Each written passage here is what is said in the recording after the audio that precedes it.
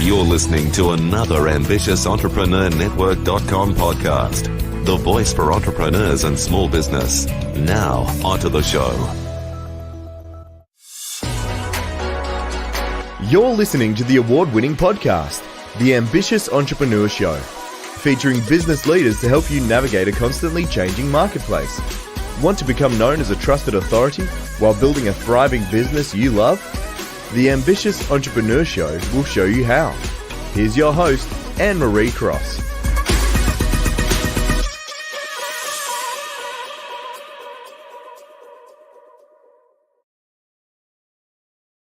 Welcome to another episode of the Ambitious Entrepreneur Show, brought to you by the influencealliance.com, which is the membership program for coaches and consultants who want to build a profitable and scalable business while also launch and grow a podcast so that they can make a much bigger impact in the world with their message. I'm your host, Anne-Marie Cross. Now, my guest today says the most important thing at work is your game. And joining me on today's show is Dre Baldwin. Now, Dre went from his high school bench to a 9-year professional basketball career in just 5 years. Now, he's the CEO of Work Your Game, or Work on Your Game, which specializes in helping people dominate their game in business, in sport, and in life from the inside out. Now, his daily Work on Your Game podcast has over 4 million listens. He's also published over 15,000 of pieces of original content. He's written 29 books, has given 4 TEDxTalks on discipline, on confidence, mental toughness, and personal initiative.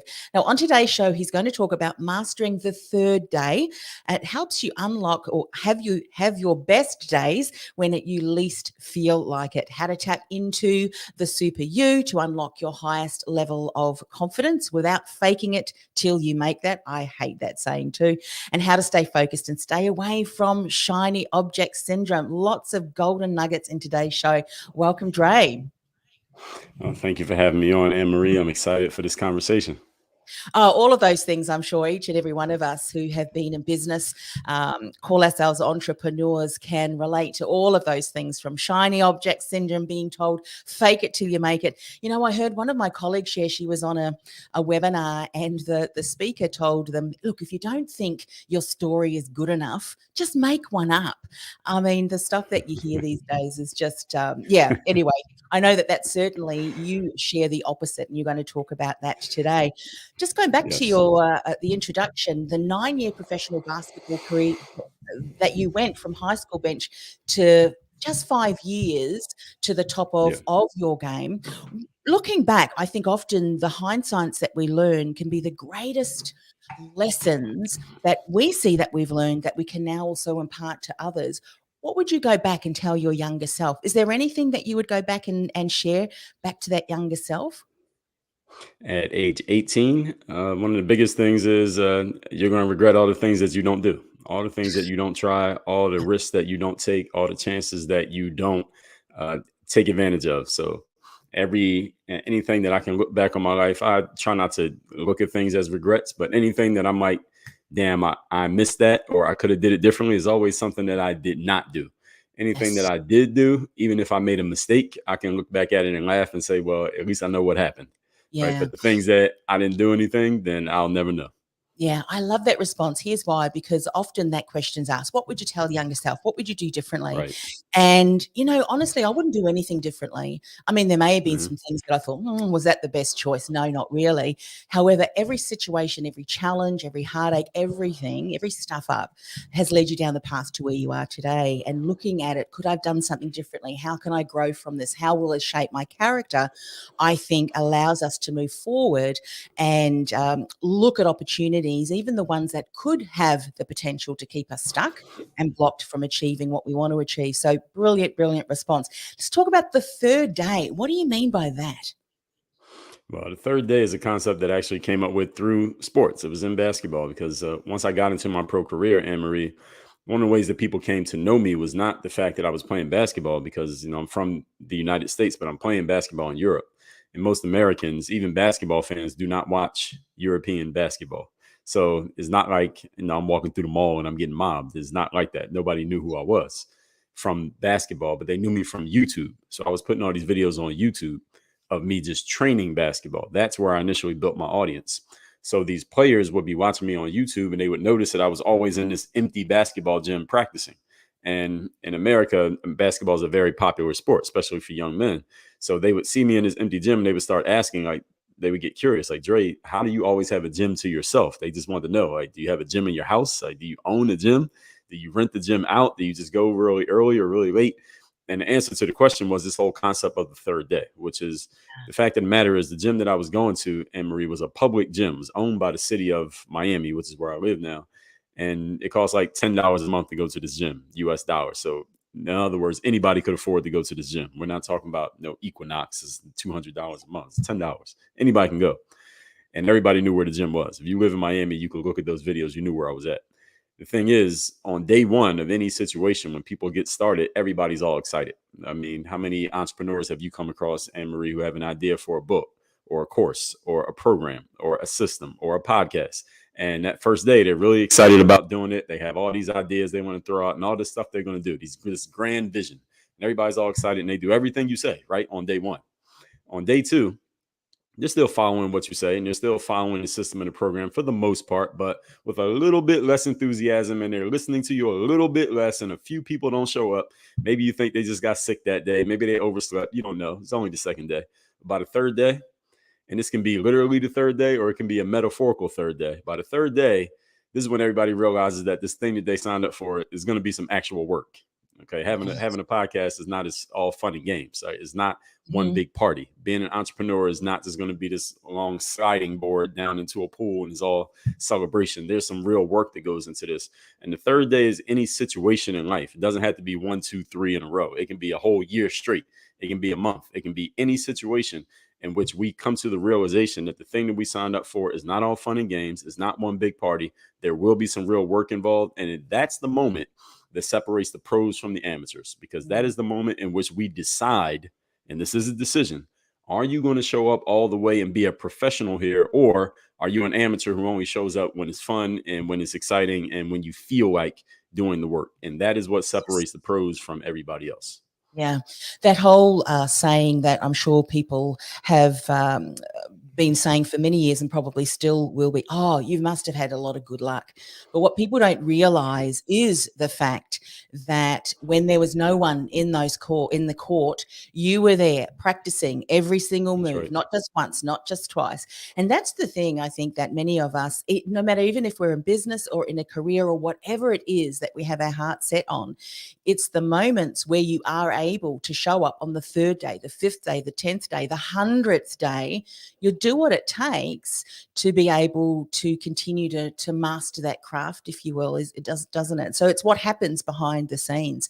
So what would you say then to someone who is experiencing a third day moment? What are some of the mindset? I mean, you said something very powerful. That is, you have to have the intention that this is just going to be. But what are some things if people are struggling and going, yeah, Dre, we hear you, but we're really struggling? What are some other insights you can share around how do we keep showing up? Well, number one thing that people need is you need some kind of anchor. I tell people that you need an anchor for your discipline. It's not so much that you need motivation, because motivation comes and goes, and what motivates you this month is not going to work as well next month because the effect eventually wears off. So that discipline anchor is basically what is the outcome or the result that you're looking to achieve, that the outcome or result has to have a strong enough pull on you that you are willing to be disciplined in order to get to that outcome. So what is that going to be for you?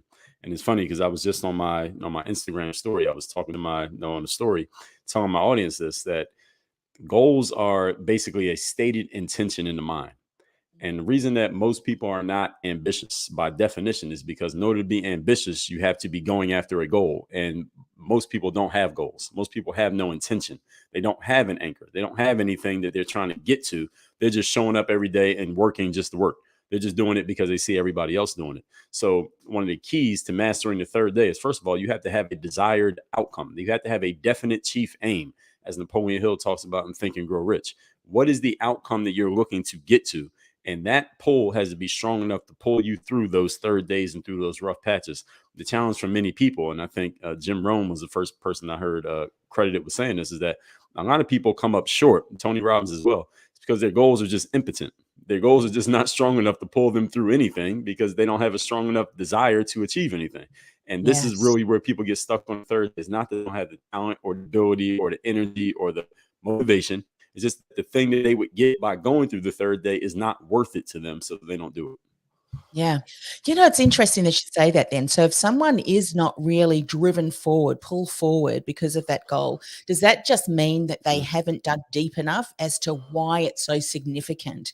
If they say to you, Dre, look, we've got a goal to be able to grow our business, but it just doesn't feel empowering, what would you say to them then to do some investigation, to be curious around, well, what is it about that goal that's not exciting? What are some things that you've done or seen others do to turn that around, to make it so clear that they would get up even on a rainy day, if that makes sense?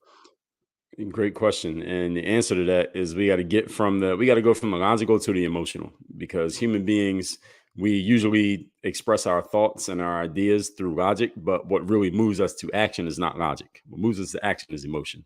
So what you do, you ask the question why 6 times. So when someone tells you what their goal is, you ask them, or you ask yourself, anyone who's listening to this, why do I want to expand my business? Why do I want to double my revenue this year?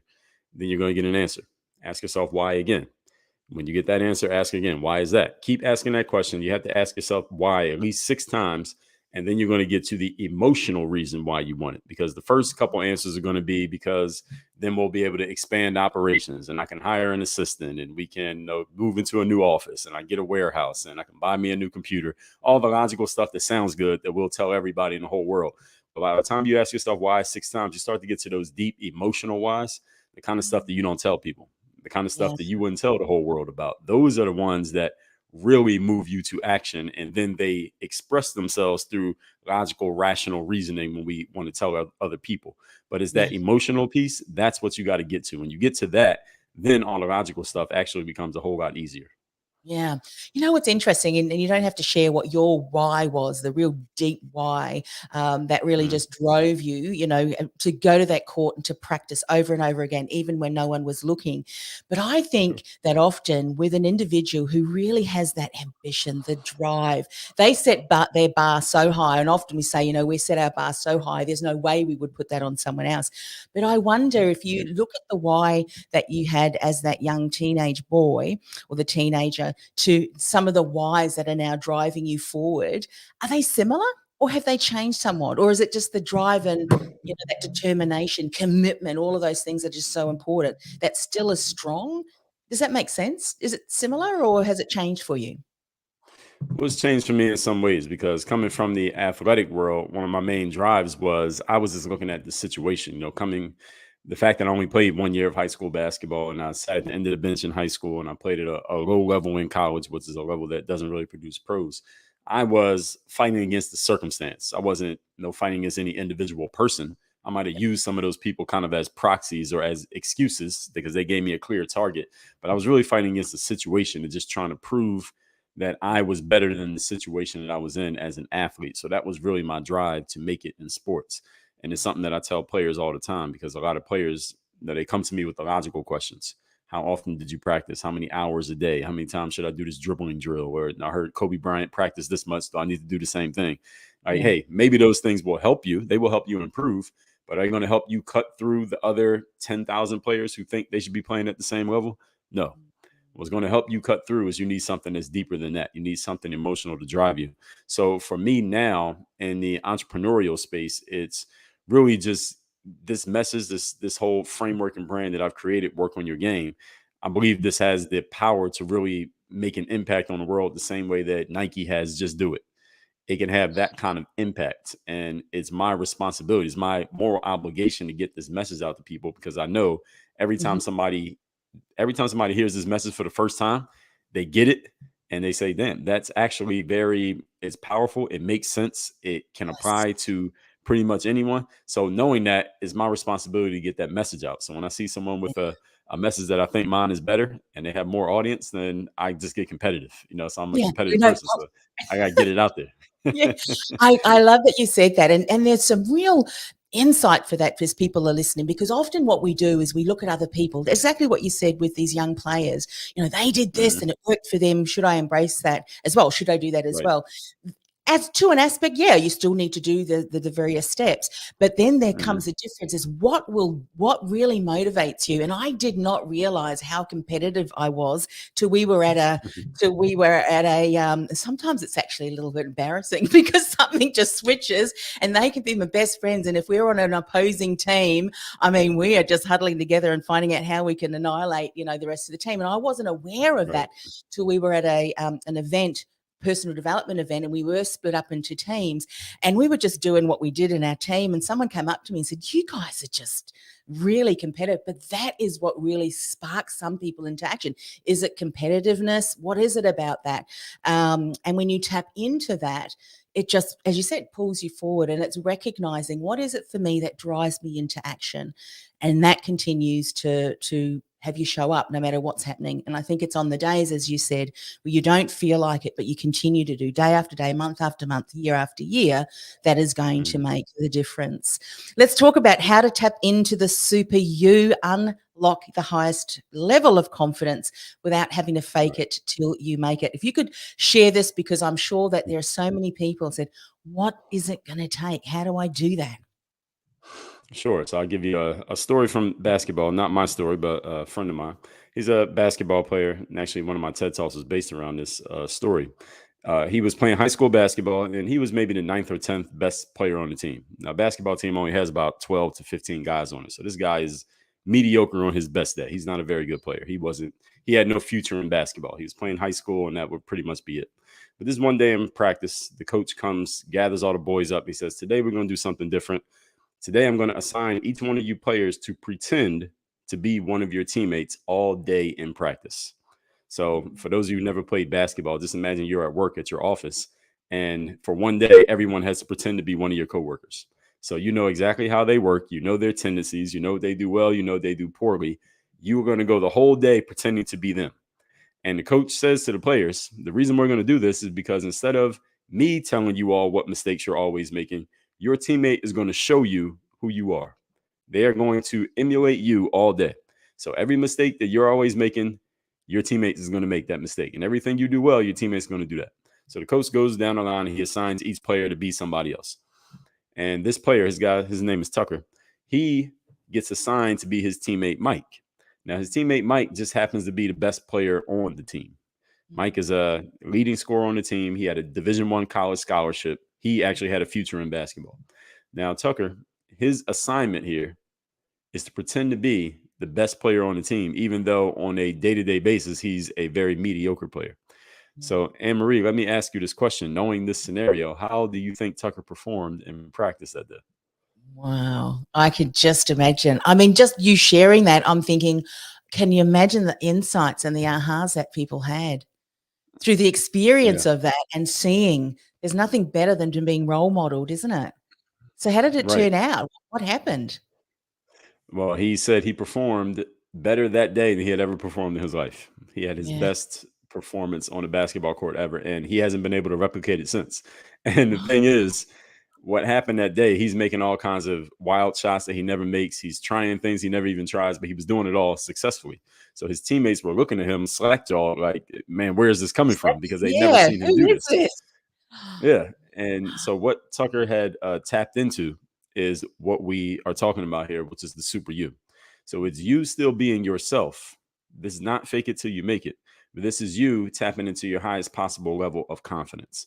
And from this example, people always ask about the fake it till you make it thing. We talk confidence. But if you think about this example, when Tucker is pretending to be the best player on the team, he couldn't pretend that the ball went in the basket. Either it goes in or it doesn't, right? That's not faking it till you make it. You either made the shot or you didn't. He didn't fake doing the moves. He really was doing those things. So what he had done is he had borrowed his confidence from someone else. Basically, he could use his teammate Mike as a proxy or as a model and just put himself in Mike's shoes. So this is what I would say to let's say a basketball player who's about to go play in a game. He's very nervous. I'll say, well, who's your favorite player? Your favorite player is Stephen Curry or LeBron James. Okay. How would LeBron James walk onto the court for this game tonight? Right? How would Steph Curry feel when he walks into the gym and all the fans are on top of him and they're all looking at him and he knows that half of them want him to fail because they're cheering for the other team and everybody else is watching him? How would Steph Curry feel in this situation? Would he be nervous? Would he be anxious? Would he be sweaty palms? Would he be thinking about messing up? Or would he be excited because everybody's watching him? He gets to show everyone his talent. So Mhm. it's really about the mindset that you put yourself into, because Tucker Yeah. always had the ability to do those things that he did. Right? It's not like he just randomly came up with these skills in 30 seconds when his coach told him to pretend to be Mike. He already had the ability to do those things. It was just his coach basically gave him the permission to show Mhm. off those abilities. That's what Super You is about. It's not necessarily about, yes, it is about not being nervous about everything. It's also about not talking down on yourself and putting yourself out there boldly and authentically. But is a key thing about confidence, Anne Marie, that a lot of people never talk about. It's, and especially the Super You, Mm. is giving yourself the permission to step out of the box of what you've always been. Mm. And this is one of the biggest challenges for people, because by the time we get to adulthood, by age 21, we are kind of in this box, this way that we are, and people around us expect us to be a certain way. And for the most part, a lot of us live our whole lives conforming to what we think other people want us to be. Yeah. It's the labels, And isn't it? Yeah. exactly. So the Super Yeah. You is about giving yourself permission to step out of that box. Yeah, and what I love about that, the faking it till you make it. I mean, the whole word, and it's in and of itself faking.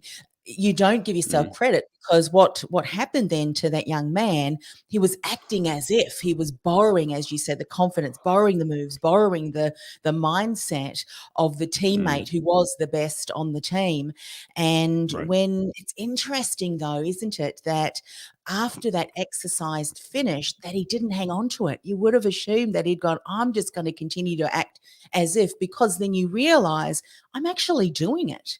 So what do I need to do to be able to maintain this level of standard? Isn't it interesting that, and I've heard it say before, and I can't credit to who it was that originally said this, we win or lose, whether you win or lose often happens here, isn't it? That's Before it right. actually happens in 100%. action. Yeah. Right. And the reason, to answer your question there, why he wasn't able to maintain it is because he was a 16-year-old kid. He was an amateur. What I tell Ah, people when I tell that story is that the professionals, and usually when I'm talking this story, I'm talking to professionals, you all are grown men and women. So you don't have the excuse of being a teenager. yeah. You make the choice to show up every day and perform at that highest level. And you don't need your coach or your boss to give you permission to do it. You got to give yourself permission. And then you have to choose to stay in that space. So that's Yeah. the difference. Yeah, because once you think about something, you set that intention. Who do I need to be the top player? What moves do I Right. need to make? All those things. Similarly in business, who do I need to be? What do I need to do? What choices do I need to make? What labels do Hmm. I need to stop calling myself? What excuses do I need to make? I mean, I'm sure that there is a list of 10 to 20 different things that we can document as to who do we need to be and how do we need to show up to be able to be that super you. And then do that constantly, do that every single day. And particularly when things do go wrong or something didn't quite happen that you expected. I think it's a wonderful reminder. Let's talk about one other thing, which I think many entrepreneurs continue to struggle with. It's the shiny, bright object syndrome, shiny information syndrome. It can keep us Yeah. stuck. It can keep us distracted, can't it? Share a little bit more about this. Yeah, so we all have heard of shiny object syndrome, right? Our eyes are attracted to that blingy thing, whatever it is, and we go running towards it. But these days, the biggest challenge is not the object, is the information, because we're all on these devices all day. So it's really information and the things that we can just take in with our eyes that go into our heads. That's the thing that we get distracted by, especially. And I mean, you have the ambitious entrepreneur network. So I know you deal with entrepreneurs who have this challenge, entrepreneurs who they're supposed to be working on one thing. Then the next week they got this new bright idea. Now they want to drop all of that and they want to start this thing over here. Then they want to do this thing. And they have a couple slow weeks where the advertising and the marketing's not quite turning over the way they want to. They want to throw that all in the trash and start over with something else brand new. So this is shiny information syndrome that people have these days. It's no longer the objects, it's the information. So one of the biggest challenges for all of us, especially entrepreneurs who pretty much get to do whatever they want to do literally every single day. So one of the ways to combat this is you got to have a clear system. You got to have a clear program, and then the discipline to stick to the program. Because it's one thing, again, you work with entrepreneurs all the time, Anne-Marie. You can give them the program, you can give them the system, and it's proven to work, but they still have to make the decision to follow it, right? And they have to make the decision to actually listen and implement what they have been told.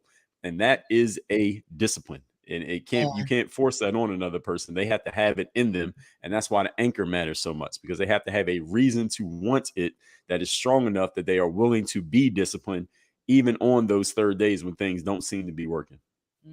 I think if they handed out a Golden Globe Award for the best shiny information syndrome recipient, I reckon I would win that, because I was talking to a client yesterday, and I kind of was, because she was talking about it, and I said to her, mate, I absolutely relate. There was things that I went all over the place. Thankfully now I'm able to use all of that. But you know what's interesting? What you've just said, you have to get clear. What is that one thing you're working towards? And then a lot of us as entrepreneurs, we love the new creativity, the new projects, as long as they're heading in the one direction, as long as you've got that one vision and mission. And for me, about 7 years ago now, I always talk about, my worst business failure ever was the best thing that ever happened to me, because it was the wake-up call. It was the kick in the pants that now, are you ready to focus?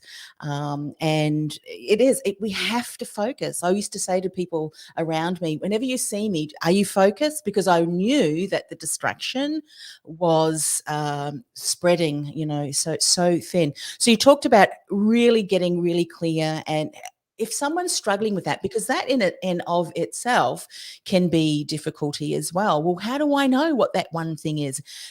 What are some of the things that you did to get really clear? Because obviously you transitioned from, top sport and being top in your sport to now in business. What were some of the things that you did that have helped to maintain that focus? Man, so coming out of sports and going into entrepreneurship, one of the things for me, Anne-Marie, even before I became a pro athlete, was I never saw myself as just an athlete. I always knew that I had more tools and more skills than just playing sports. And on top of that, like I told you, I went to a small school that doesn't traditionally produce professional athletes, and still doesn't even to this day. So there was no guarantee that I was even going to make it as an athlete for 1 year, let alone for 10. So when I was first trying to get into professional sports, one of the things I reminded myself of was, hey, this might not work. And when I got my first job, it was, I might not get a second job. When I got my second job, I might not get a third job. When I got my third, I might not get a fourth. So I was always looking at what am I going to do when this ends? Because this is going to end at some point. And even if I have a great career and I played till I played 20 years, still at that point, when you get done playing professional sports, you're 40 years old. All right. If you're amazing, you're 40 years old. You still got half of your life to live. So who are you then?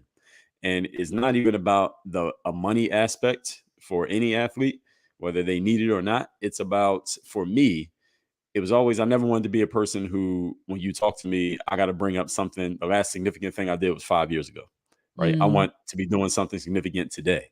Like, I don't want to tell you, I don't want to keep talking about what I used to do. I stopped playing basketball. So you said 7 years ago, I stopped playing basketball 7 years ago. So my thing is, I need to be doing something significant today. I don't want to keep bringing, because the further away you get from an accomplishment, the less it matters, right? So at some point, 10 years from now, I might not even be bringing up the fact that I played pro basketball, because it might not matter anymore. All right, he stopped playing basketball 17 years ago. Who cares? Like, 17 years ago, so old. What are you doing right now? So I've always been the type of person, I want to have something going on today. So that was my main number one thing, is to figure it out as quickly as possible. So that was the start. You know what's really valuable in hearing you say that, and as a reminder for ourselves, be mindful about where you place your identity.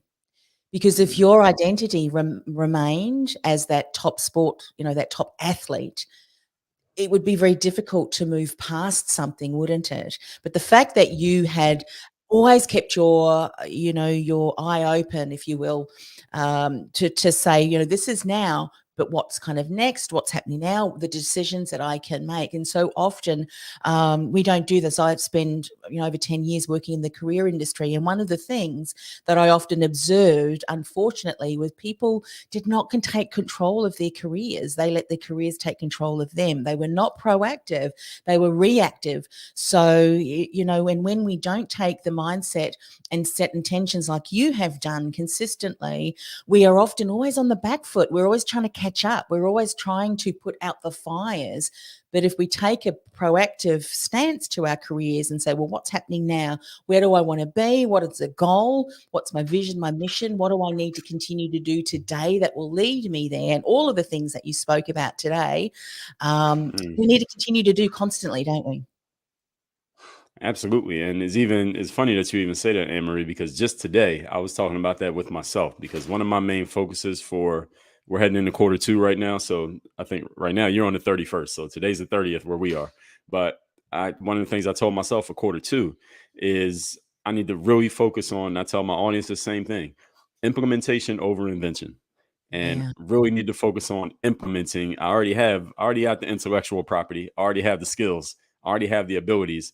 What I really need to focus on is not coming up with new inventions and new information, shiny information. It's implementing, following the processes, and following the systems. And where I don't have them, I need to create them and I need to follow them. Those are the things that create long-lasting success. It's not just going off of talent. It's not just going off of coming up with brand new ideas and pulling a rabbit out of your hat every month. It is having a process and a system that works over and over and over again. What I tell people is the same things, the same way every time. Those are the things that work. Just like McDonald's, just like Walmart, just like Amazon. They last not because they come up with a brand new thing every month, is because they have a system that works over and over again. And humans can do the exact same thing. It just requires that discipline. Yeah, so true. A colleague of mine would often say every year, what are you doing this year? Same thing. It's just that I'm That's right. streamlining, doing things better. I'm looking at the things that I did that didn't quite work out. It's true, isn't it? Constantly evolving, but it's like mastering the art of being a sportsman, being this top athlete. You're consistently building muscle and all of those things, strengths and things like that. The same with business. You're continually building the foundations, and those foundations continue to strengthen, and you grow and you expand. And I think as businesses, what we forget to really focus is on building momentum, because once we build momentum and it continues to move in the same direction, heading in the same direction, we can build off of things, can't we? We leverage that momentum, but we often will never start that momentum because we're too busy chasing, as you said, different groups. And I would do that in the career industry, spent months creating a program, launched it a couple of times, then got bored. Thought I want to create something else, get so good Right. at the same thing that it bores you, but then you can hire a team to be able to do things and, different deliveries. But I've just brilliant. So Dre, if people want to listen to your podcast, find out more about the work that you do, share us how to connect all of those connection points. Sure. So I have a daily solo podcast. It's called Work on Your Game. So it's just me. So hopefully y'all like the sound of my voice, because that's what you're going to get there. It comes out every single day. It is called Work on Your Game. So it's on all platforms. As far as social media, I'm on all the social media platforms. I'm not on TikTok. I'm not active there, but I'm on Facebook. I'm on Instagram, LinkedIn, Twitter. I use Instagram probably the most actively, but I publish on every platform consistently. So just look my name up on any one of those. I do have my book, The Third Day, and I do send people a physical copy of this book, but they would just cover the shipping. Now, I know a lot of your audience is in Australia, and any of you that ever bought anything from America, the shipping is kind of crazy coming from Australia, from the USA to Australia. But we do have international shipping for the book. So if you want to get it, you might as well get a few, because as you can see, I got a lot of books. These are all my books behind me. So if you go to thirddaybook.com, you just choose the international shipping option. You can get a copy of this book. You can get the hardcover or the paperback, and then we'll offer you some bundles. So you can get up to 10 books, not 10 copies, but 10 different books in one shipment straight from us. And we will send it to Australia. Yeah, so that's terrific. thirddaybook.com. Yeah, terrific. Look, thank you so much for coming on the show and sharing that. Everything that you've said, if you consistently do that day in and day out, consistently working, on that vision, that goal, that one direction, you continue to grow, you build the momentum, and that's what it's like. Continue to show up. get on the court, even if no one's watching, because it's the things that you do consistently over time that will Right. create the foundations to the success that many and significance that many are seeking. So thanks once again for coming on the show. Well, thank you for having me, Anne-Marie. I'm glad we got to do this. Thanks for the opportunity. This podcast is brought to you by theinfluencealliance.com. Want to influence real change with your message by becoming known as a trusted authority in your industry while building a sustainable and scalable business you love? Find out how by accessing our free podcast series at www.theinfluencealliance.com/podcast series. That's theinfluencealliance.com/podcast